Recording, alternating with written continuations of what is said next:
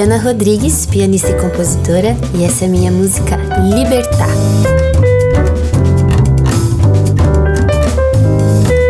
Libertar é um som da aura. E som da aura é um tipo de composição, um conceito do nosso mestre bruxo Hermeto Pascoal. O Hermeto diz que as pessoas falando já é música. E nesse formato específico de composição que é o som da aura, ele se utiliza da fala de pessoas, seja numa conversa ou num discurso ou até num poema. Ele se utiliza da voz de uma pessoa para fazer música. No disco Festa dos Deuses, de 92, a gente ouve o som da aura de algumas maneiras diferentes. Em uma das faixas, que é Pensamento Positivo, o Hermeto parte de um discurso, ou seja, um texto que foi escrito para ser pronunciado e que naquela ocasião muito provavelmente estava sendo lido. Na faixa Três Coisas, a gente tem um poema sendo recitado. Então, novamente, um texto pré-concebido, agora num outro formato, porque eu tinha um formato de um discurso em que um presidente da república fala para o seu povo. O outro é um poema, então um texto artístico, não escrito em prosa, mas em verso, e que também já sugere um ritmo, né? Porque o poema também tem essa característica. Na faixa Aula de Natação, a gente ouve realmente uma aula de natação de uma criança com a sua professora. Então a professora dá instruções, você vai mergulhar, vai passar por baixo e tal. A criança responde alguma coisa e então é uma fala espontânea dessa vez, né? São pessoas já interagindo através da fala. Nesse disco a gente ouve ainda a faixa Quando as Aves Se Encontram Nasce o Som, em que ele parte de cantos de pássaros para propor a melodia e a harmonia da música e estrutura a música assim. Libertar é a minha terceira experiência com o som da aura. Quando eu compus Libertar, já havia composto também Origem e Mataram Mais Uma de Nós. Essas duas faixas você pode ouvir no meu disco Vive. Em Origem eu utilizo a voz da minha avó. Ela foi a primeiríssima experiência que eu fiz com o som da aura e eu fiquei pensando, nossa, voz de quem que eu vou utilizar para fazer esse experimento? E aí eu lembrei de um vídeo que eu gravei junto com uma prima em que a gente filmava a nossa avó enquanto ela contava histórias. E eu falei, nossa, melhor voz para eu poder estrear isso, né? Em Mataram Mais Uma de Nós, eu utilizei as vozes da Marielle Franco e da Thalília Petroni. E eu que apresentei 2 meses só depois do assassinato da Marielle. E assim como em Mataram Mais Uma de Nós, Libertar, que é a música que eu trago aqui para você hoje, ela também tinha uma intenção de trazer um caráter político pro show. Eu acho isso bem importante porque, como artista da música instrumental, eu sempre acho importante trazer essas discussões à tona nos shows, apresentações, onde quer que a gente esteja, porque são questões importantes de serem faladas e discutidas, né? E quando eu tô no palco, eu entendo que é um momento que as pessoas que estão lá reservaram pra me dar atenção, pra me ouvir, né? Elas vão lá ouvir minha música, então por que não aproveitar desse momento em que elas têm a atenção focada e ainda mais conduzida pelos sons para não trazer esses assuntos à tona, esses assuntos que interferem tanto na nossa vida. Então eu acho isso bem importante, é uma estratégia também de trazer essas discussões à tona, e se é que elas ficaram obscuras porque faltou informação verbal na minha música, essa é uma maneira de incluir elas também, verbalizando. Eu compus Libertar na ocasião da minha ida ao Paraguai. Eu estive lá em 2019 para fazer uma apresentação junto ao meu trio pelo Festival Jazz a Leste, que acontece na Cidade do Leste. As viagens elas já propõem muitos aprendizados para nós, porque mudar de lugar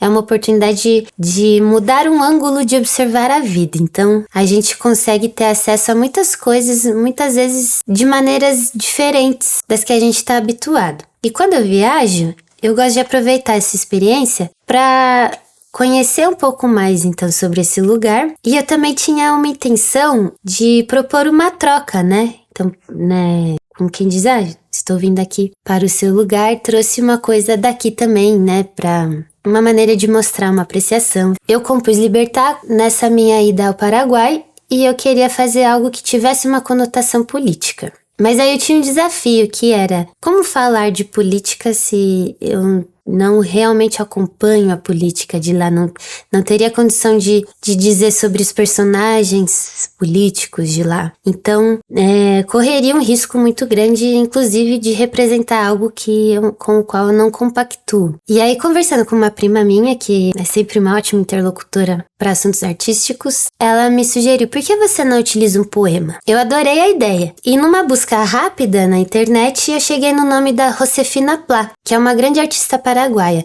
Ela é ceramista, ela também é poeta e ela tem vários ensaios que falam sobre arte e gênero. Eu li então alguns dos textos dela, alguns poemas, e eu cheguei nessa série de poemas que chama Glossa. E foi um desses poemas que eu utilizei para fazer a minha música Libertar. E aí, depois de escolhido então esse ponto de partida, eu misturei esse poema sobre liberdade com a fala de uma personagem política nossa, aqui do nosso país, que aí eu sim posso falar com mais propriedade. E eu peguei então trechos de uma entrevista da Dilma Rousseff, em que ela comenta sobre o período em que ela sofreu tortura. Então esses textos se complementam, eles fazem um intertexto um com o outro, relacionando então essa obra artística com um depoimento de uma pessoa. Os significados vão se entrelaçando, né, nessa parte verbal da música. Enfim, aí eu achei que isso daria uma construção interessante, né, porque os textos se complementam. Para ter o poema, então, como áudio, eu precisava que alguém lesse o poema. E como eu também não sou falante de espanhol, eu procurei uma pessoa que tivesse espanhol como língua materna, e eu cheguei na minha amiga Jordan Camenteiros, que é uma percussionista, que eu conheci através do Samba da Elis, e ela é cubana, e ela fez a leitura do poema para mim, usando uma ferramenta muito corriqueira e simples, que é o áudio do WhatsApp. Então veja só, você talvez não precise ir por um estúdio mega chance para você fazer essa composição, né? Eu acho que isso é importante também de comentar, porque nós vamos encontrar vários obstáculos no nosso caminho enquanto a gente quiser realizar as nossas criações. Mas existem ferramentas que podem nos ajudar muito facilmente, né?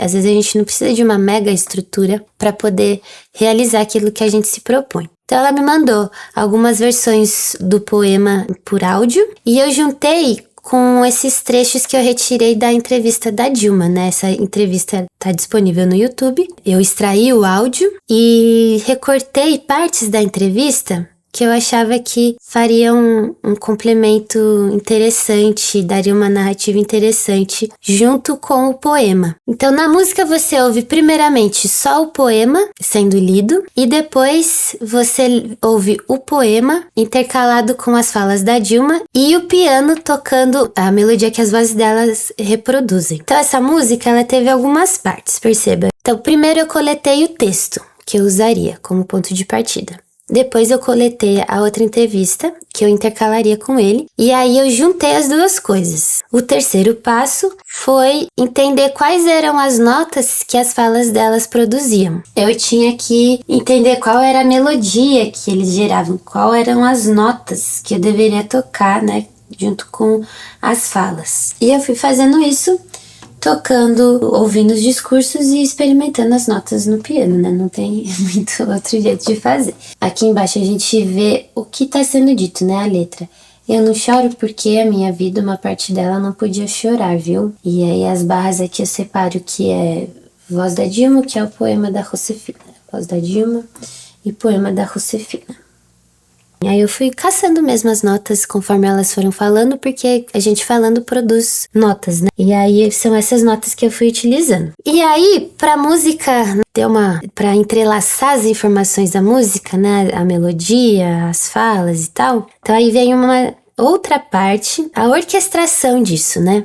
Nesse momento, o que me norteava para as minhas escolhas da orquestração no piano, porque essa seria uma música de piano solo, seria mesmo a informação que estava sendo dita, né? Isso me orientava ou me sugeria, por exemplo, mudar de registros, né? Quando a gente diz registros, a gente tá falando sobre a parte do piano ou a parte de qualquer que seja o instrumento tá tocando. Então, o piano, ele tem o registro grave, registro médio e registro agudo. Então, eu fui escolhendo quais partes tocar e que tipo de coisas tocar, por exemplo, se eram acordes, se eram texturas. O que eu queria utilizar foi dependendo da informação que estava sendo dita e do caráter da informação. Então, por exemplo, tem uma hora que ela fala, doía pra danar, e aí eu faço a melodia aqui. Né, que eu coloquei um acorde diminuto na parte bem aguda e usei um outro extremo, uma parte bem grave, para fazer a melodia que ela tá falando. Delineei essa melodia com os acordes, para dar essa intenção de um ataque, né? Ou tem uma hora que ela fala el sueño. Optei por um som que fosse mais... desse um ar de esperança, por ser um sonho, um som mais ameno e bastante aberto. E fui também, eventualmente, tirando algumas das notas que, em vez de delinear a fala, elas deixavam a fala mais obscura, elas dificultavam a interpretação da fala. Aqui a gente vê algumas notinhas que eu risquei com X, por exemplo. Algumas são porque são notas fantasmas, que elas são mais uma... a gente tem mais uma ideia rítmica do que da altura propriamente dita. E outras são porque eu cortei, porque elas, em vez de ressaltar o que estava sendo falado e tornar mais fácil de entender, elas borravam, né? Elas deixavam mais difícil de entender o que estava sendo dito. Então, eu tirei essas notas. Ao final da música, eu termino com um improviso, que aliás também eu acho que tem a ver com o que a música fala, né, com o que o poema diz, né, e aí eu continuo ela com um improviso, e nos shows eu acabo utilizando esse improviso como uma ponte para a próxima música também. Recapitulando a estrutura da música, a gente ouve primeiro só o poema, sem acompanhamento do piano, só ele mesmo. Libertad no es un sueño. Es poder tener sueños. El sueño es libertad. El sueño, aquello que te da pasaporte como hombre o mujer.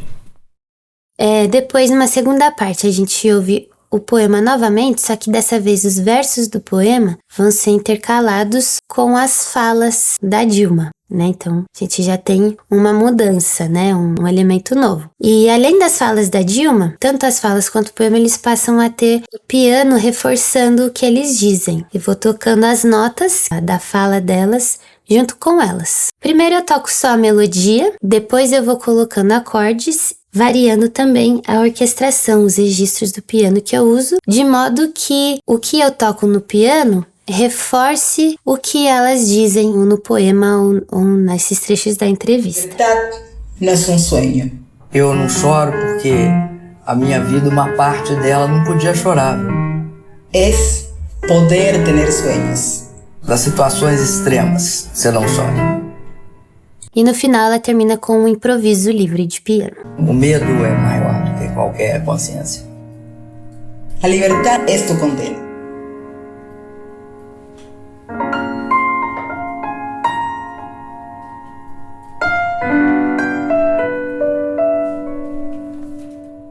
Essa foi Libertad, e eu espero que as ideias que eu te apresentei aqui te sirvam de inspiração para ser cada vez mais livre nas suas criações.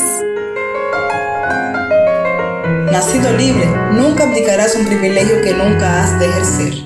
Não chore. Eterno pretendiente al trono del misterio. Não é necessário chorar para sofrer. Libre en el sueño eres. Você sofre sem chorar.